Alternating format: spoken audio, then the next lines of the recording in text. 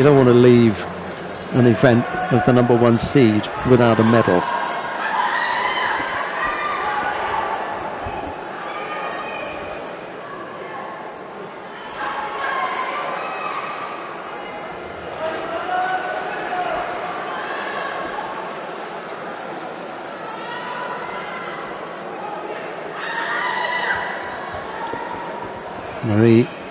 He was the #2 seed at the beginning of the day, so the seeding hasn't quite worked out, has it?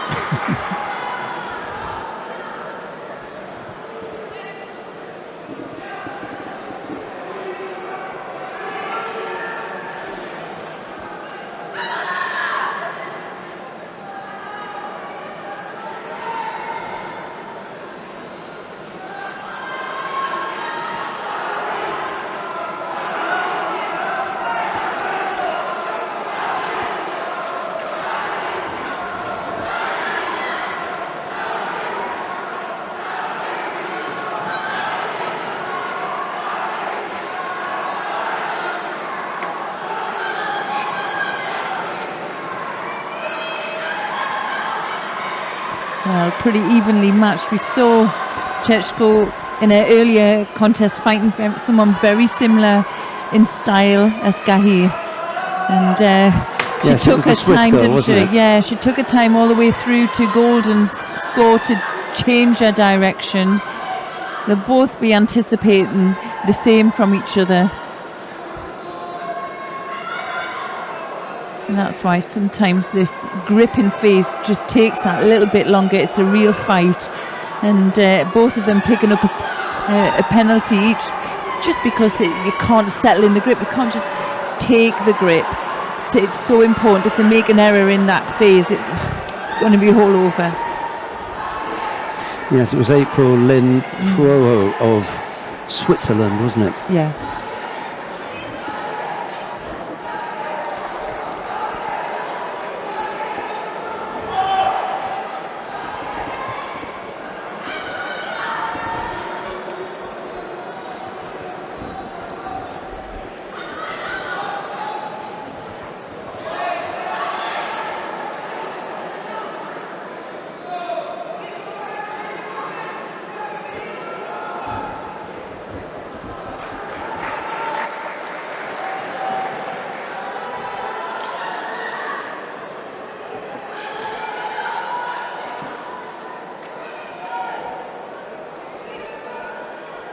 It's Gai now who has the 2 Shidos against her. 2 minutes to go.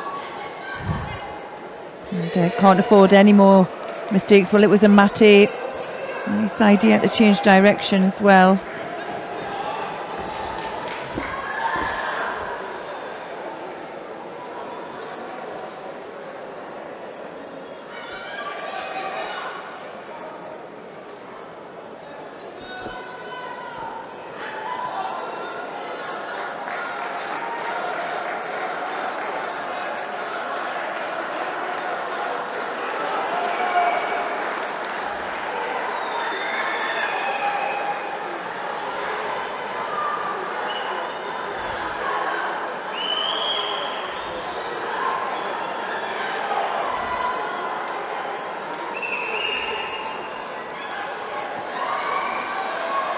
Still an opportunity there for a counter-attack.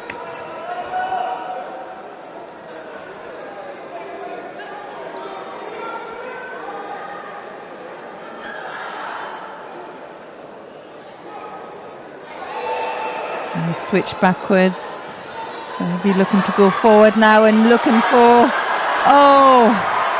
looking for the counter-attack, whether the pressure was taken from Chechko, and she manages to get that first score. She goes ahead, Yuko, just under a minute to go.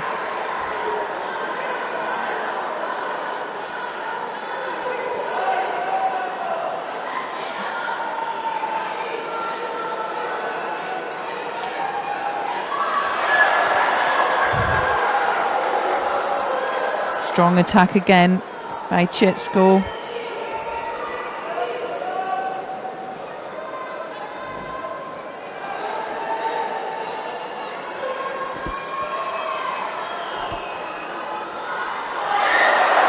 Oh, there's the Ippon.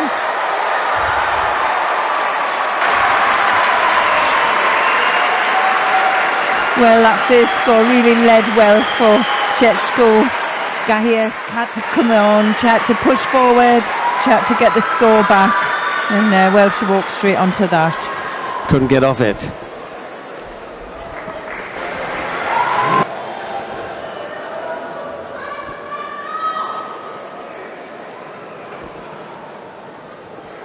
She had to battle through the repechage, having lost to Marie-Yves Gahy in the quarter-final.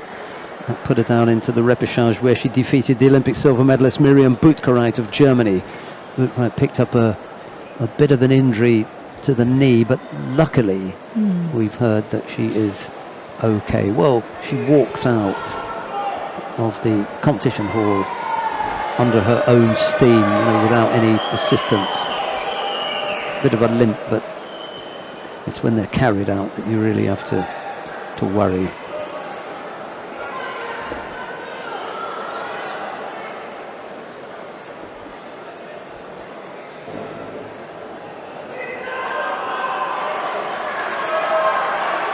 Is Andric still a junior? I think so, because normally they have their age up, don't they, on their profile, and if they're junior, normally they don't. Or if they're under 18. She's a young face. I'll have to have a look at her last contests. Yeah, that's right. Yeah, well, she won the Junior European Cup earlier this year, so she's got to be. Well, she competed at the Sarajevo Junior European Cup. And she was a bronze medalist at the Junior European Championships last year, so we're going to say that she is still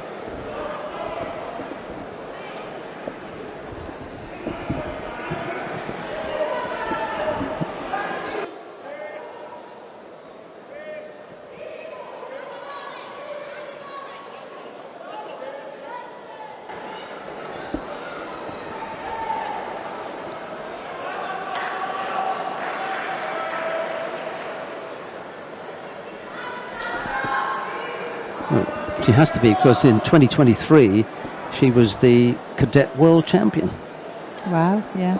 So, yeah, definitely still a junior.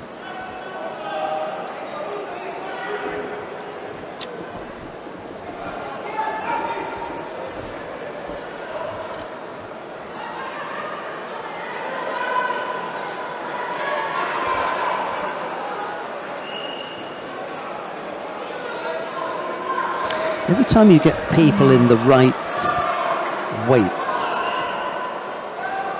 I then immediately look at whether they're going to be taking part in the teams, because she's at under 70, medal contest in the Senior Europeans, Maidov under 90, I'm sure they've got, well, Perisic under 57, beginning to add them up. Well, thank you, Julia Marjak. She's still a cadet. She was born in 2008.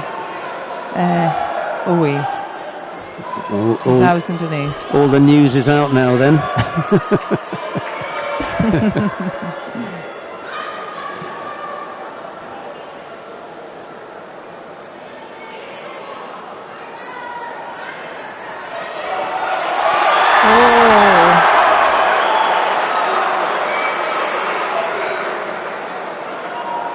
Well, she's managing to keep her down there.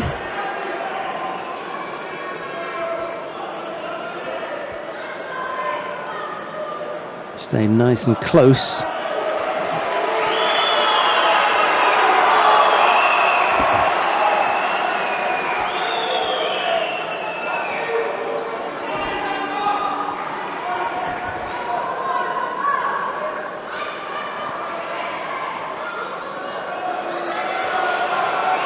Just needs to tell her to look at the scoreboard and let her know that she's not Yuko down here.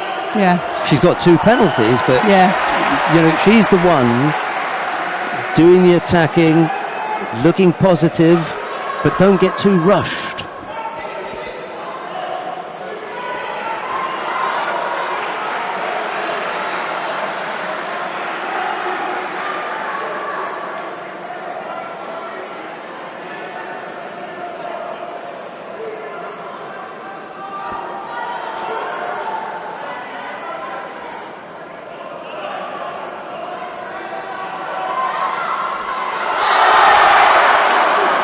a big effort there from Andric.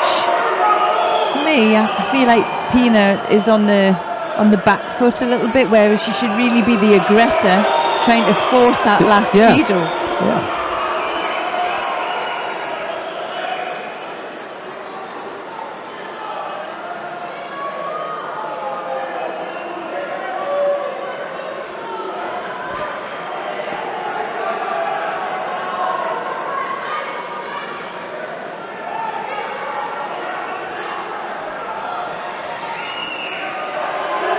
Like if she could move her Pina's head a little bit, get that rotation going first. There's a score at the end of this.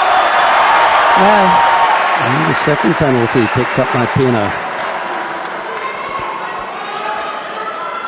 If the plan was to draw a third Judo, it's backfired, and it almost forced Pina into that attack there, from which he came pretty close to scoring. Yeah, she did.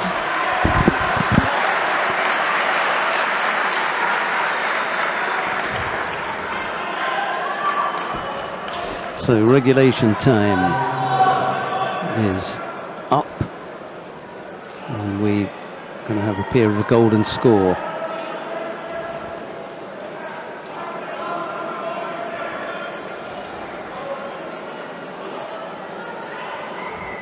Just what Pina needed, to be honest, a break to just get tidied up, refocus. Andric wanted it to continue.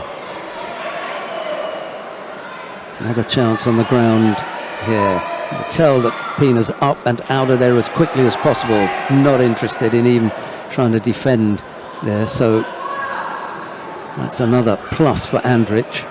If you shut down an area, a scoring area, and you take control of that, you only leave your opponent with one option. Oh, that didn't go down well. Coach has been invited to take a seat in the stands. Look at wow.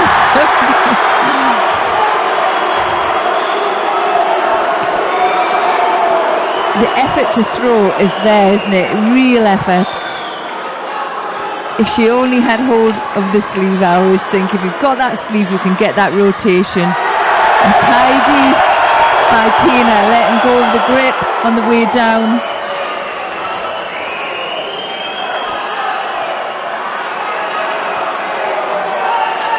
Just keep what you're doing. Keep doing what you're doing, Andric. You're nearly there.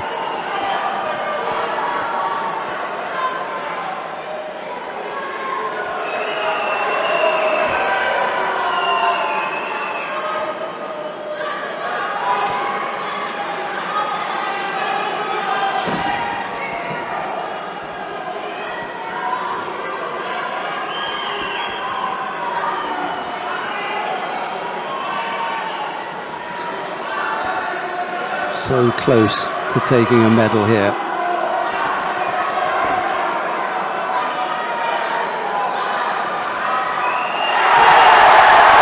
Oh, well, the crowd didn't like that. Not quite. Not quite. Oh dear.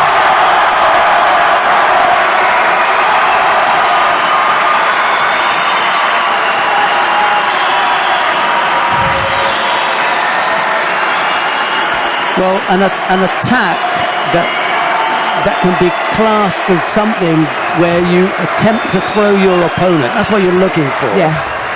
Is this a genuine attempt to throw? Let's see if she can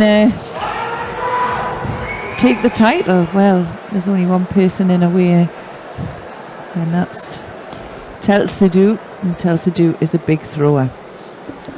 Rajbash, as you say, in the final of the European Championships, not even in the top 20 on the IGF World Ranking list. Not yet. She will be after this, whatever happens.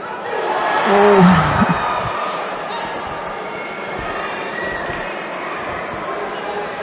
Not quite sure how she got off that, to be honest. It looked as though she was on the way over.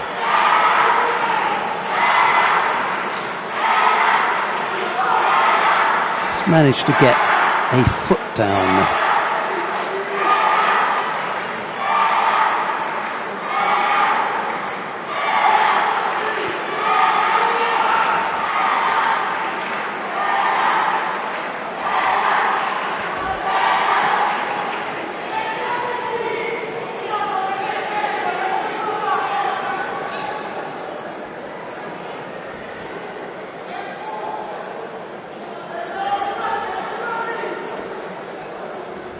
She's really difficult to grip up with. As she moves forward, she closes the distance down herself, and it suits her style of grip. And she keeps her stance very strong.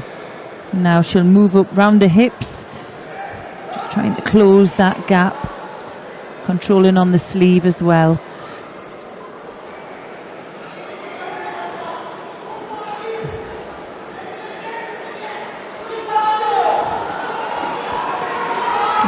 See that Telsidou could be that little bit stronger, physically, more physical. Yeah, I was looking at that, and then she could have been one. She could be one of those athletes in that top 10 that Osbash has not beaten. But I've had a look at a few of the names that she's turned over: Sana van Dijk, Tanaka Shio of Japan. You know, they go. Yeah.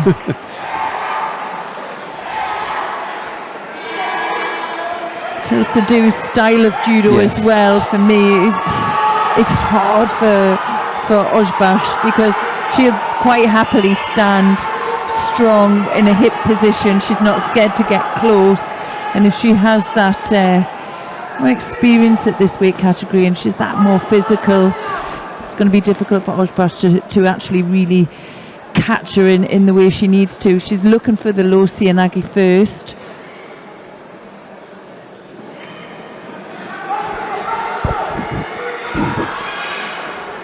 Gonna go again here. Telsidou just needs to be careful that she's not just pulling down negatively, but it's Osbash there who picks up the first penalty for that false attack, that drop to her knees. Yeah, you've got to find a way of avoiding, getting pulled down. As you say, she's so physically strong, Telsidou.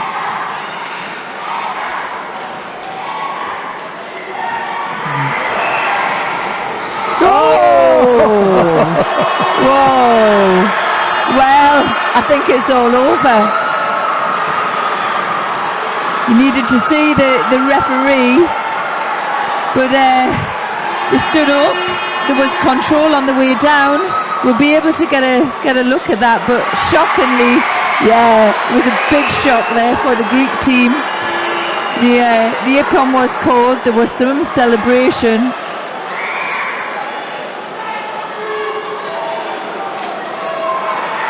Right, a minute and a half, just under to go. Telsidou's got to be careful there. She doesn't do something silly. I think she always looks quite calm when she's in this position. She seems to have an answer for everything. She's here now working round, and this is a strong position for her. Look, she's tying off on the shoulder. She'll adjust herself now, and she'll take her time. Once that knee's out, she'll try and get a bit of a body. She needs to get more of a body on the mat. That's it. Yeah. 10 seconds. I don't want to say I told you so, but Telsidou's got to be careful that she doesn't do something silly here. I wish she'd just lay on her back. Oh dear. She was too desperate. There was so much more time than she thought. She thought, I've got to rush this. Take your time, catch your breath. You've got well over a minute and a half, but you go to ground. Well, you can see, look at the joy in Osbash. She came here. Absolutely. She has fought out of her skin today. She hasn't put a foot wrong all day. She can't believe it. I wonder who you'll be talking to and going to she'll be there.